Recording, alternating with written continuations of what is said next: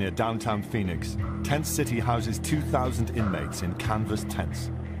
Unlike the county's other jails, where offenders spend most of their time locked in cramped cells, inmates here get plenty of time outdoors. But that's where the advantages end. Temperatures inside the tents can reach 45 degrees Celsius in summer. To save money, extras like sugar, salt, pepper, and coffee are banned. Tobacco and porn are also strictly forbidden. And with no bars to control a volatile mix of inmates, officers maintain order with military-like discipline and force. All right, gentlemen, listen up. This is a strict disciplinary environment. There is no arguing. There is no disrespect towards staff members when you're here. You will address everybody here as ma'am, sir, or officer. Does everybody understand? Yes, sir. Yes, sir. All right. In this tense environment, hostility between prisoners and guards simmers and sometimes boils over. So then what's your situation here? I just wondering why we on the fence, man. Because you're getting searched. That's part of being in jail. In the last decade, scores of inmates and guards in the local county jails have been injured in violent clashes. 4 inmates have died, raising concerns in Phoenix and the rest of America. Tent City inmates have been convicted of crimes ranging from drug possession to assault. They usually serve a maximum sentence of 1 year, if they stay out of trouble. But if they get out of line, they could end up in lockdown at an indoor jail or serving a much longer sentence in state prison. It's 19-year-old Ryan Merlina's first day here. All right, gentlemen, listen up. When Officer Dewar calls your name, grab your property and step forward. Merlina. I don't know what I would really compare it to. There's no comparison. It's pretty crappy here. I think this is a pretty hard time right here. He's been convicted of forgery, burglary, and most recently, possession of methamphetamine. A meth user since he was 12, Ryan Merlina has spent his teen years in and out of juvenile detention. This is his first time in the adult system. In exchange for pleading guilty, the court offered Ryan a deal. If he behaves himself, he'll serve just 6 months at Tent City. But if he messes up, he'll get 12 years in state prison. You were not expecting this when you came to jail, huh? No.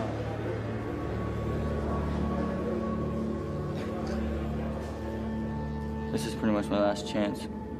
If I do mess up in here or on the outside, I'm looking at 12 years off the bat. But surviving at Tent City is going to be harder than anything he's ever done. The 19-year-old is surrounded by a range of criminals, from shoplifters to convicted killers. And living conditions are harsh. He gets a bedroll, a sheet, and a bunk in a tent with 21 other prisoners. Welcome to the tent, bro. His main motivation to behave and get out of jail is to see his son, who was born while he awaited sentencing. 2113. I think about my child a lot. I think about what's going to happen if I don't change my ways. I grew up without a father, and yeah, I wouldn't want that to happen to him. Recently, Ryan's mother and girlfriend cut ties with him because of his drug use. At Tent City, he's also on his own. Veteran jailer Sergeant Mendoza has worked for a decade in Phoenix jails, including 2 years at Tent City.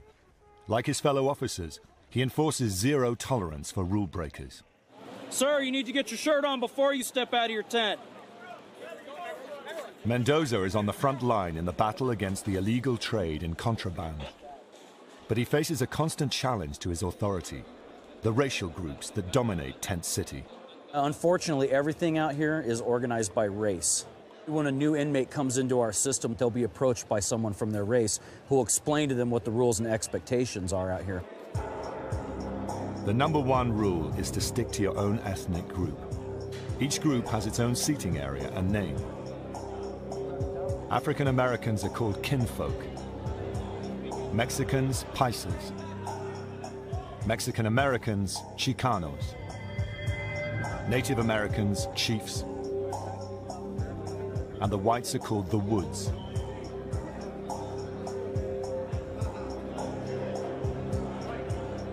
The gang leaders claim they provide protection, but officers say their purpose is to control inmates and contraband.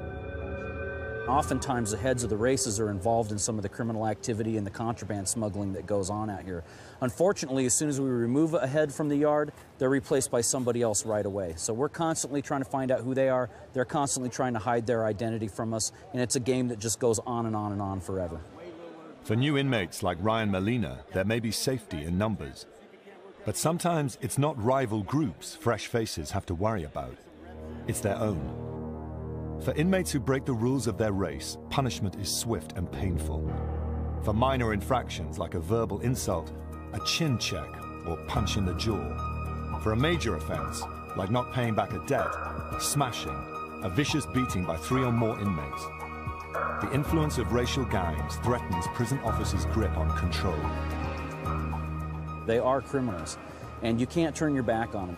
Right now, when you look out on this yard, everything is quiet, but that could change at a moment's notice. We have had some major disturbances out here in the past. We've actually had inmates take control of the yard. In 1996, Tent City exploded into violence when all of the racial groups rioted after an officer allegedly shot pepper spray in the face of an inmate. The situation quickly spiraled out of control. Inmates took 8 guards hostage and burned 2 tents to the ground. It took law enforcement 3 hours to regain control of the jail. To deal with rioting inmates, the jail has a heavily armed unit called the Special Response Team, or SRT.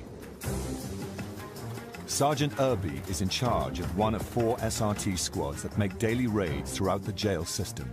We're called whenever there's a situation in a facility that has gotten out of hand.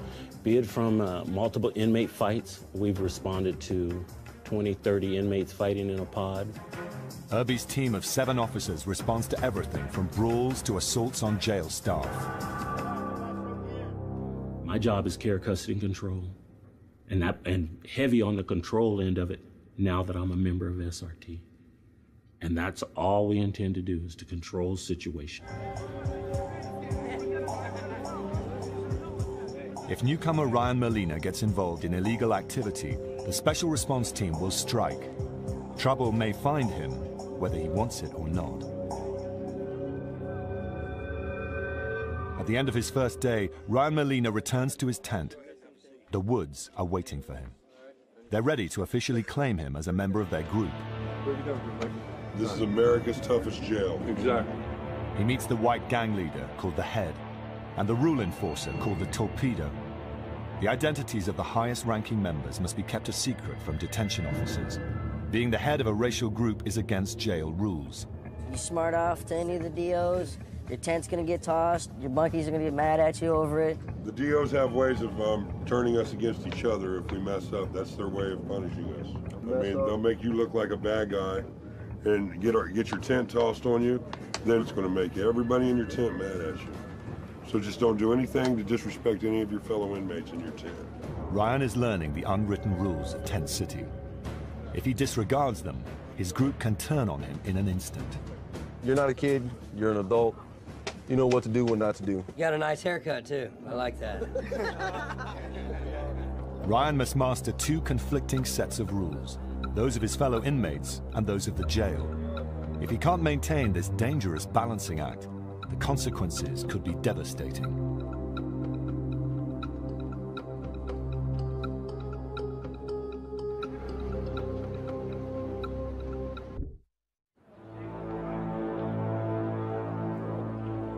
It's 5 a.m. at Tent City in Phoenix, Arizona. Power crew, ride and shine. Get to the east gate. An officer wakes up first-time offender Ryan Molina and hustles him out of the tent. So work. You're the only one in here. All inmates at Tent City have jobs, and Ryan starts his today. Who? 2113. You're going with that, gentleman. He'll be serving food to inmates at the nearby Towers Jail, just across the parking area from Tent City.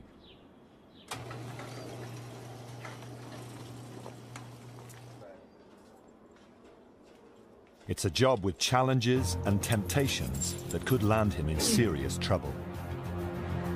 From what I heard, a lot of the inmates in here are going to want extra food, and consequences for me getting extra food, I'll be going to the hole, so I can't do that.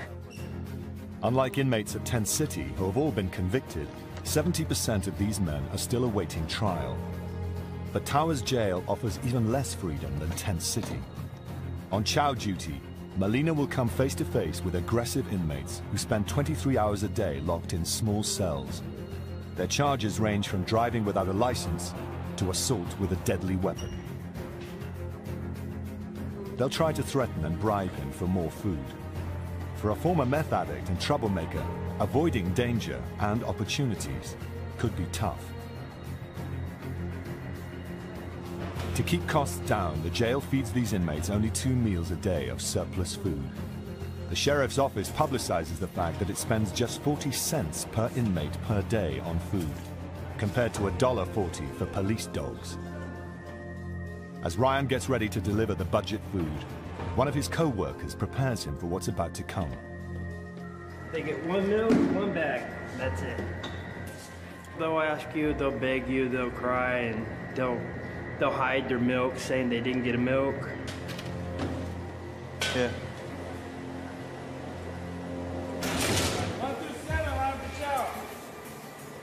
Ryan steels himself. To keep things in order, inmates are ordered to line up in single file. A detention officer carefully checks each prisoner's ID to make sure they only get 1 bag of food.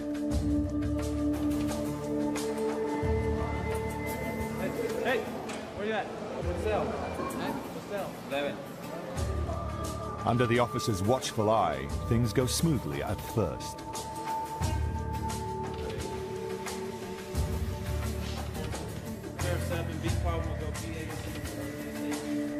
But as soon as his back is turned, one inmate tries it on. Hey, give me an extra limo bag. Can't do it, man.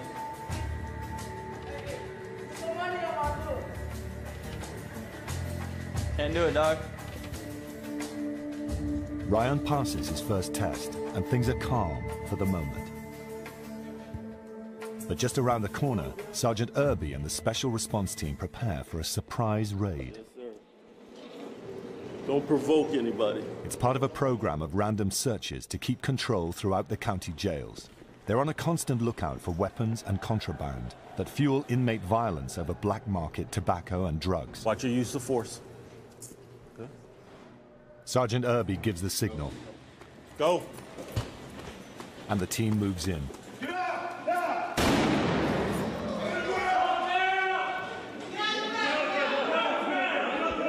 An officer fires a thunder shot from his 12-gauge shotgun. It's a blank round, but it delivers a deafening boom and flash of light that momentarily stuns the inmates into submission.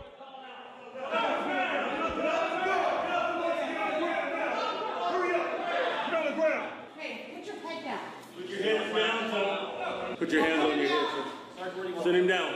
Send him out. Come right out. SRT uses the element of surprise for the simple reason that we need to catch them off guard. We used that boar thunder to get their attention. Everybody went to the floor, and we controlled the situation. Many inmates think such force is excessive, but to Sergeant Irby and his officers, prisoners are there to be controlled. Put your hands on your head! There's no talking. SRT is zero tolerance. We're not going to put up with a bunch of talk and a bunch of moving around. We control the situation, and if we can't control the situation, then we'll shut it down. We control it. You move when I tell you to move. You talk to me when I want you to talk to me. You understand what I'm saying? Separate your feet. With the inmates stripped down and under control, the team fans out to search each inmate and each cell for any banned items. They're hunting for tobacco or drugs, and the equipment needed to smoke them. We found where they actually had little glass pipes stuck in stuff like this. First glance, it's straight see-through, you don't even notice it. So sometimes it's good to put it up to the light. Officer Spaulding has served with Sergeant Irby for a year and a half. One coming down. 14! Put your hands on your head. Keep your pants on. I don't want to see anything. Take your shirt off. She knows that keeping nearly 100 inmates in line is a dangerous business, and she takes her responsibility seriously. You know, zero tolerance. Sergeant Irby tells us zero tolerance, and that's exactly what we do. Every corner and every object in the cell needs to be carefully checked. Even seemingly innocent items like plastic bottles can become dangerous weapons in the wrong hands. So sometimes what they like to do is they take the cleaner and douse an officer with it, especially if it's bleach. So anything that is not in its original container is going to be considered contraband. Inmates are constantly finding new ways to make weapons. But what they'll do is they'll take that razor blade and they'll place it in between, and then they'll tighten this up with rubber bands, and they'll use it as a shank. Slice somebody open with it when they least expect it. One of the items found today is a bottle of homemade alcohol, or hooch, which inmates make out of fermented fruit, bread, and smuggled in sugar. Inmates take anything they can that's sweet and put it with bread, and then through the stages of fruit, it ferments, and then it turns into an alcohol. They make an alcohol out of it. But the few guys that I know that have ever drank it have told me it'll make you sick if you drink too much of it. For Irby and his squad, the hooch confirms that the contraband trade is still thriving. As long as inmates deal in contraband, there's the potential for violence. And that means the special response team will need to keep the pressure on.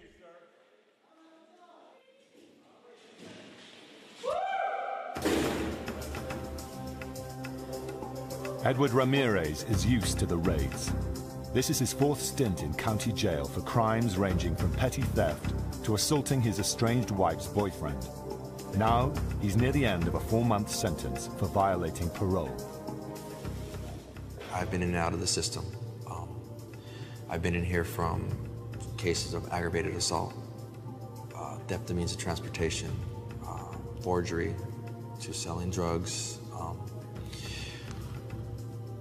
carrying concealed weapons. You know, I lived on the streets, and when you live on the streets, there's a lot of things that you do to survive.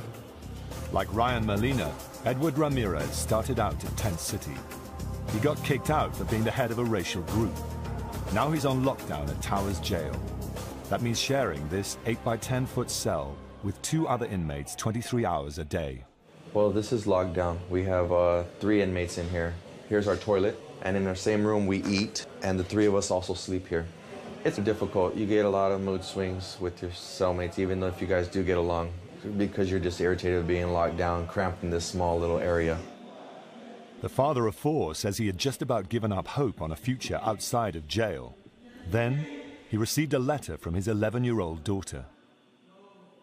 Hi, Daddy, I miss you so much. I get sad sometimes, but I know that I have to be strong for the babies, so I cry in my room at night. How long do you have to stay in the hole? You will always be in my heart forever and ever. Hope you get out soon. But there's only one way out of lockdown: the chain gang. Inmates on the chain gang work long hours outside in the desert heat, doing jobs like cleaning up roadside rubbish and digging graves. Many inmates can't take the heat and quit. The jail calls it a last chance program. The inmates call it hell. But the ones who can make it for 30 days on the chain gang can earn a transfer out of lockdown at Towers Jail to the open air at Tent City.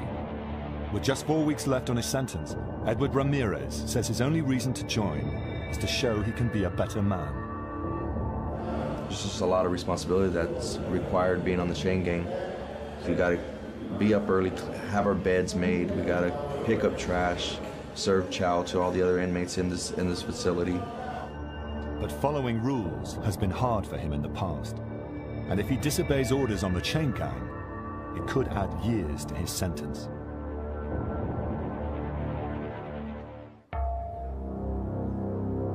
Meanwhile, it's Ryan Molina's 2nd week at Phoenix Jail's Tent City. At just 19 years old, he's in with convicts who are twice his age. Fights break out constantly, mostly over contraband like cigarettes. The tobacco in the yard, it creates a problem because now the races are fighting for the right to sell it, the right to move it, and the right to have it. For officers like Sergeant Irby, cracking down on contraband is a daily struggle. At times, only 2 officers patrol the entire yard of 800 inmates. This means there are plenty of ways for enterprising prisoners to bring contraband into the yard. There are hundreds of inmates out there on the yard, but hundreds go to work. They go to work as trustees working out on the grounds. So whatever they see on the ground or find, they can bring that back. If Ryan Molina plans on being free in 6 months, he'll need to steer clear of the contraband trade. The strategy is pretty much just to lay low and keep to myself. I mean, there's a few people that I talk to, but pretty much not get in debt with anybody and just get through my time as quick as possible. But that won't be easy. He now spends all his time with a white racial group called the Woods. The group provides him with protection, and in the open spaces of Tent City with no place to hide, he needs all the protection he can get. But being accepted by the whites-only Woods gang is a double-edged sword. Several members of the Woods are active contraband dealers, and they have ways of drawing new recruits into the trade. Today, another inmate called Tripod invites Molina to join in a game of cards. Inmates usually gamble for fun, but sometimes for contraband. If young Ryan ends up in debt, he may have to pay up by performing a risky service for other inmates, like smuggling black market goods. What starts as a friendly game turns tense when the newcomer starts losing. I think he switched the books up, though, dog. Because it was that book right there. It was that book right there, though, dog. I know. How am I supposed to know which one's first? How am I supposed to know? Because that's the thing. Nobody said spades is a clean game. When there's items on the table, I'm all about winning. But Ryan doesn't realize that Tripod is being closely watched by detention officers. The word on the yard is that Tripod is a major player in the illegal tobacco trade. What tent you live in, sir? And so you're in the wrong yard, weren't you? Yes, sir. Okay, so you're in the wrong yards. Why don't you go ahead and jump up on the fence over there? Look at Tripod. What's up, Tripod? What'd you do, Tripod? See what else you got on you. Officers search him at every opportunity. Anything else? No, you need sir. to know about? No, What's sir. that? Put that in your pocket. Let me see it. It's been smoking again. Let me see your hands. They check his fingernails for nicotine stains. Don't smoke on my yard, sir. It's a good way to go away. If Ryan gets lured into illegal activity, under the terms of his court deal, his short jail term could turn into 12 years in prison. But at Tent City, it's hard to avoid trouble. Edward Ramirez thinks he's found a way. The sheriff's chain gang. Like all county inmates, he prepares for his day by putting on the special jail-issue pink.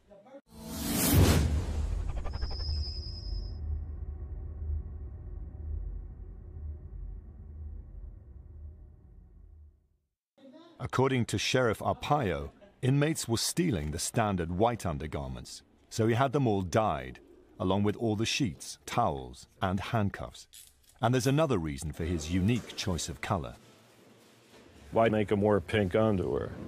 Why pink? Because they hate pink, at least in this county. Why would you give them a color they like? Also, we have pink handcuffs, so everything's pink. All right, 10-1, step forward. At 5 a.m., Edward Ramirez and 12 other inmates begin the shift. Officers shackle them with ankle chains to limit their movement and chances of escape. March time, march! Inmates on the chain gang have to learn 4 different chants. They're supposed to help them keep in step and build morale. Remember, always go left every time. Now I'm doing 30. Now I'm doing 30. 'Cause I'm doing 30. 'Cause I'm doing 30. Gotta get my life straight. Gotta get my life straight. Forward, back, and intake. Forward, back, and intake. For the next 8 hours, they'll work in the searing desert heat.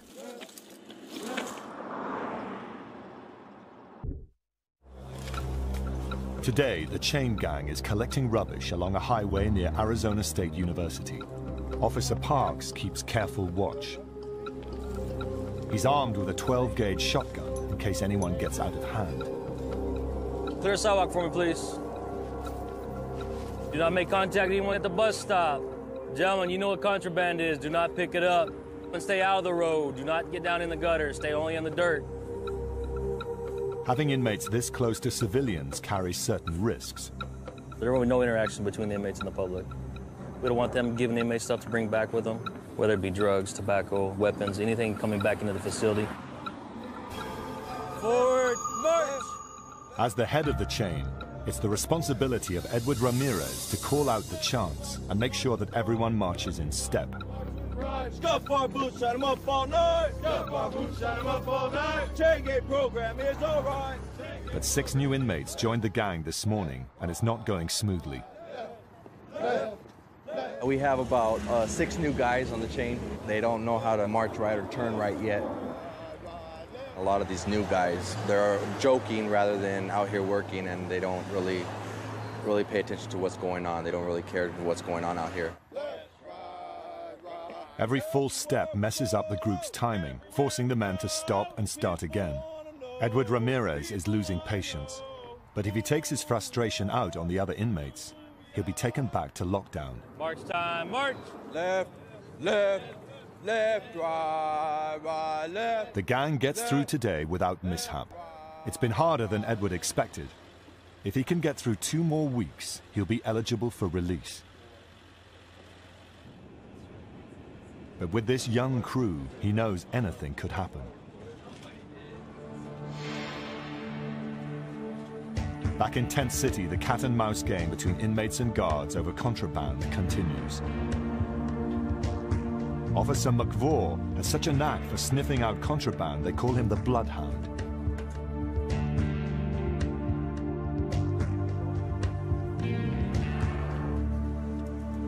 In the open environment of Tent City, tobacco could be anywhere.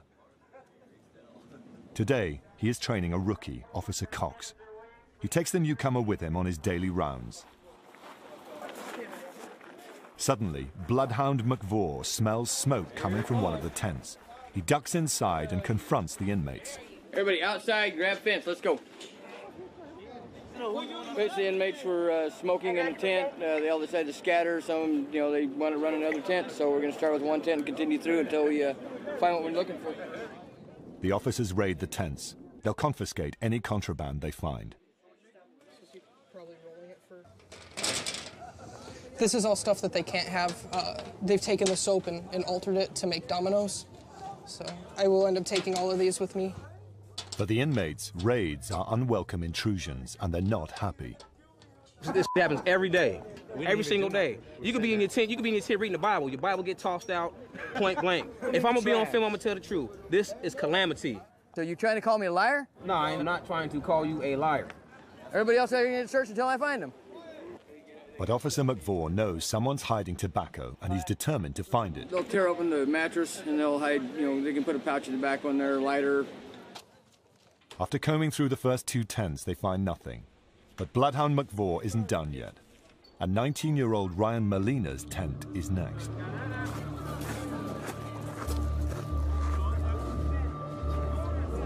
Why don't you guys mind your own business and sit in your bunks? Now Ryan, Tripod, and the other inmates have to wait, while their tent is taken apart and thoroughly searched. At 7:30 in the morning, they tell me to wake up so they can toss all my stuff. Yeah, I do get kind of upset about that, you know what I'm saying? Compared to a traditional jail cell, a tent and the grounds outside offer many unusual hiding places. And the officer they call the Bloodhound knows them all. Illegal tobacco can be hidden under rocks, stashed in tent folds, or wedged behind support poles. The Bloodhound sends his rookie up high to check the top of the tent frame. Check the lights.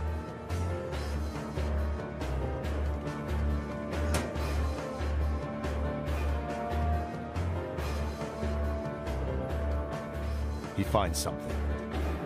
McVaugh. On top of the light fitting, there's a small plastic pouch. Good catch. They put them in the fingers of gloves to help hide them better. They'll sell them to each other for commissary items, candy bars, and things like that. Spurred on by the young officer's discovery, the veteran keeps sniffing around. Sure enough, he hits the jackpot. Inside a tear in one of the tent flaps, he finds a huge stash of tobacco. Fair amount of tobacco found in the tent. Inmates have been rolling. If Officer McVaugh can work out who put it there, they'll be thrown in the hole. That means 23-hour-a-day lockdown for 30 days.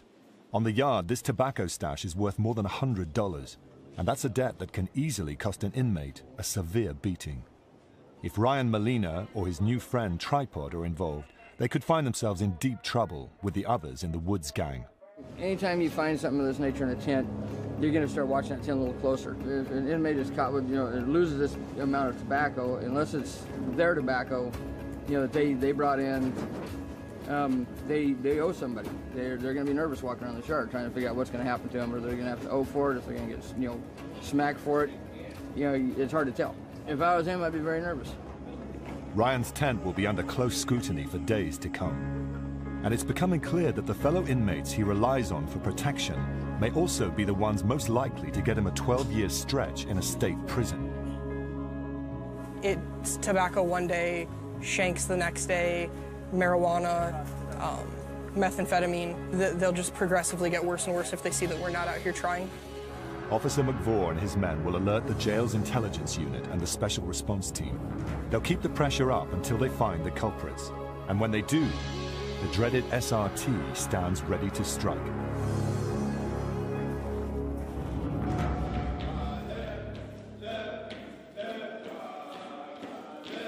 Meanwhile, Edward Ramirez has been on the Phoenix jail chain gang for 3 weeks. When we march with pride. When we march with pride. Stuff our boots and them up all night.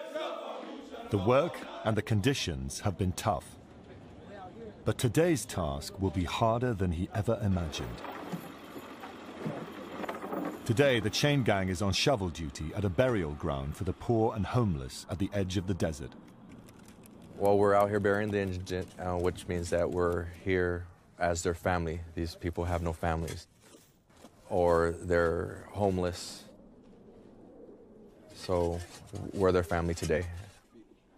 The inmates unload the coffins from a transport van and take them to the graves. Our Father, who art in heaven, hallowed be thy name. Thy kingdom come, thy will be done, on earth as it is in heaven.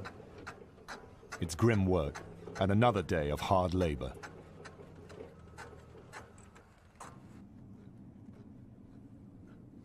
And the next burial catches Ramirez off guard. The deceased is a baby abandoned by its parents.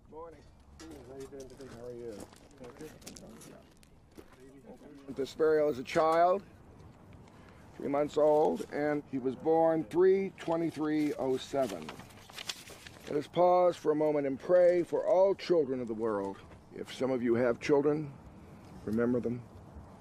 Remember all those who are abused, left like this child. Pray that someday there will be an end to violence of any kind.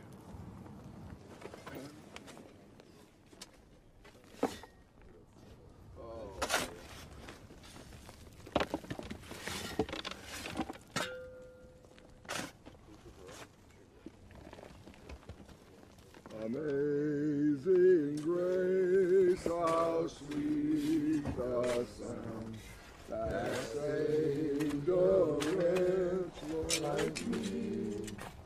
It kind of touched us all, having to bury a child this morning. So it was pretty difficult, pretty emotional for that.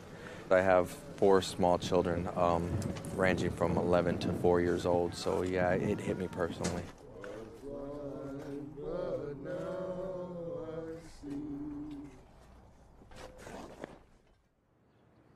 Back at Tent City, 19-year-old Ryan Molina hasn't seen his family since he was locked up.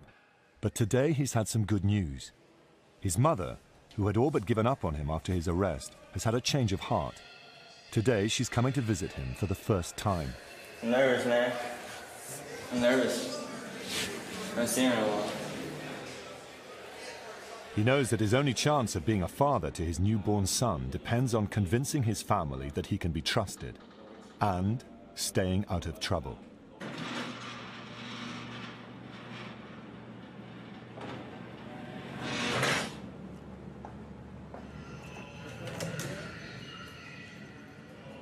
Hey, you look good. healthier than I've seen you in a long time. I love you. Love you too. How you doing? Better than you, apparently. Yeah. Sorry. So how's the baby? The baby's great. I brought you lots of pictures, but you're only allowed to keep 5, apparently. So you can pick the 5 you want to keep. These are the first pictures Ryan has seen of his 2-month-old son.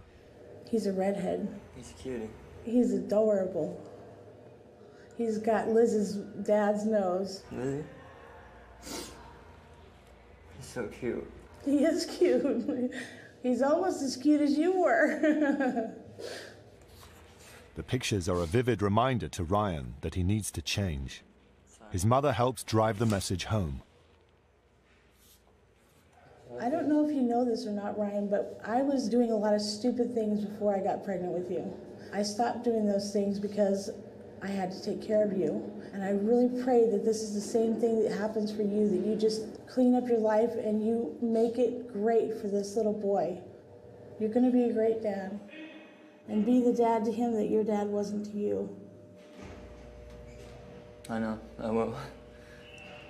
Speaking of my dad, have you talked to him or anything? No? I don't even know if he knows you're here. Ryan, I love you, and I'm sorry I didn't protect you better when you were a little kid, and that you went through all the crap you went through, and that you're in this situation now. No, that's not your fault, Mom. I love you.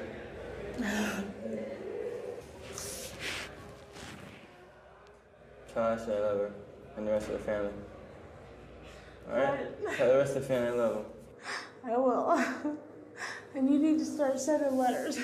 I will. I love you, Mom. Give me a hug. I love you. Give me a kiss. I love you.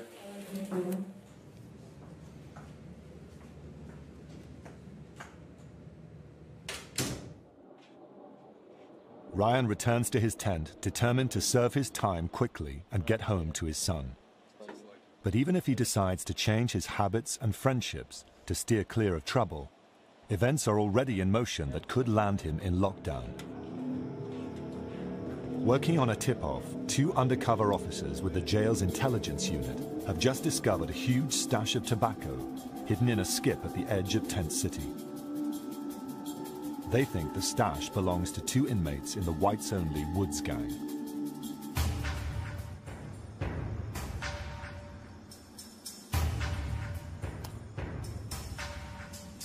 It looks like we have tobacco in this one as well.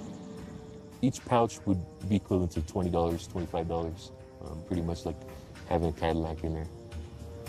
For the intelligence unit, it's a significant result, one that could break the back of the Woods contraband ring. The next day, in a meeting room adjacent to the tents, the intelligence unit briefs Sergeant Irby and the special response team. They show him photos of the suspects, including the Woods. All white prisoners will be searched. Anyone caught with tobacco will be hit with 23-hour lockdown. These 4 individuals are bringing in contraband on the yard. I've handed my officers the individuals that we need to extract. They know that that's who they're in charge of extracting. Make sure that we get them off the yard immediately. Once they've identified and pulled the individuals that are to be extracted, Officers Chavez and Deathrage will be responsible for rolling up their property. We're gonna ID, pull them, strip them down to their boxers and their sandals, all right? Let's do this. Armed with 12-gauge shotguns and pepper spray, the special response team moves out to confront the group. Hit that tent.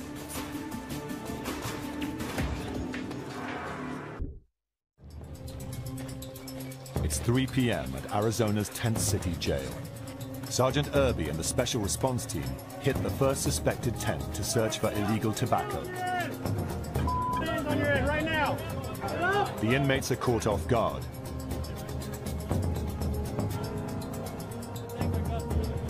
The special response team pulls 4 suspects off the yard. Take him to the day room. And they're not finished yet. They believe there's tobacco in Ryan Molina's tent, and they're determined to find it. That first tent right there. This is the second time his tent has been targeted for a search, but it's his first encounter with the full force of an SRT raid. Get up on your bed! Sit up! Get on your bunk! Ryan is forced to strip down and is extracted from the tent. Once outside, he's searched for contraband. Turn on, face me. Open your mouth. Tilt your head back. Open your mouth. You got problems anyway. Soon after, his new friend Tripod joins him, but he seems to be having trouble following orders. Huh? Why aren't you listening, Dad? Who told me to stay like that? Who told you to stay like that? The officer I just talked to. I don't care. Did you not hear what I said, yes or no? No, I didn't, sir. Okay, your hands belong right here, unless you're told to do so by me. Do you understand me? Yes, I understand it. You copy me? Yeah, I got you. Yes, sir, by the way. Yes, sir. You're gonna keep your hands on your head. You're gonna stay in a single file line. You're going to the day room to sit down. All right, go ahead and go. With the tents cleared, the search continues. All Ryan can do is wait and hope that his bunk comes up clean. His future depends on it.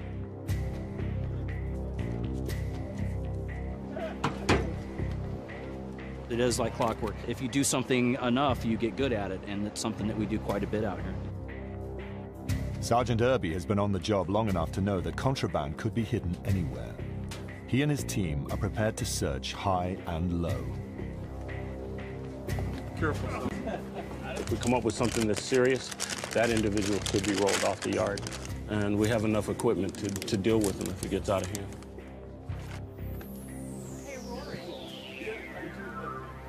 Take that pencil and poke it and let it dump on the ground. Yes, ma'am. It's sugar? Yeah, looks like it. Yeah, it's sugar. Sugar's the no-no here. He took away the salt and the pepper and the sugar. Took away that The sheriff took all that stuff away. After an exhaustive 3-hour search, no tobacco is found. Once again, it seems Ryan and his fellow inmates have dodged a bullet. But there's one thing both the inmates and officers can count on. This raid won't be the last. They saw the force that came today to look for that contraband. And a lot of times inmates forget that we have that many officers, if even more, that we could bring on this yard in a heartbeat. It'll calm down the yard at least for 2 or 3 weeks. Before they realize, okay, they're not around anymore, we'll start trying to play our games again. And then within a month and a half, we'll all be back out here again. Ryan Molina has survived his first SRT raid.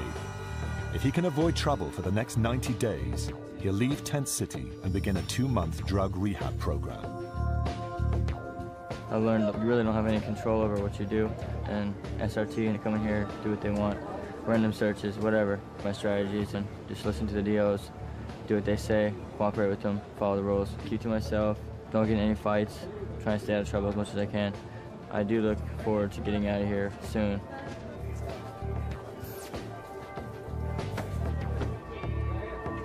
The recent visit from his mother and pictures of his infant son have given him something to focus on. But for the next 3 months, each day will continue to be a tightrope walk between keeping his fellow prisoners happy and avoiding trouble with the sheriff's unforgiving officers.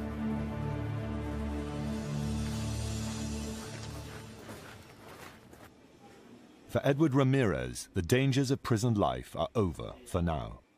After serving 4 months in jail for violating parole, it's time for his release.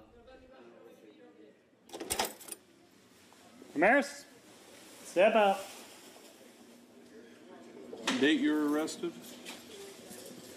December 30th, 06. There's little chance of patching things up with his estranged wife, but he's looking forward to seeing his children and making up for lost time.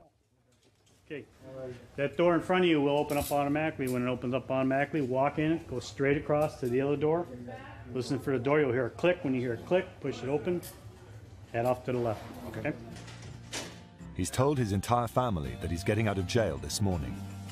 He doesn't expect his wife to show up, but he hopes his parents will be waiting for him when he steps outside.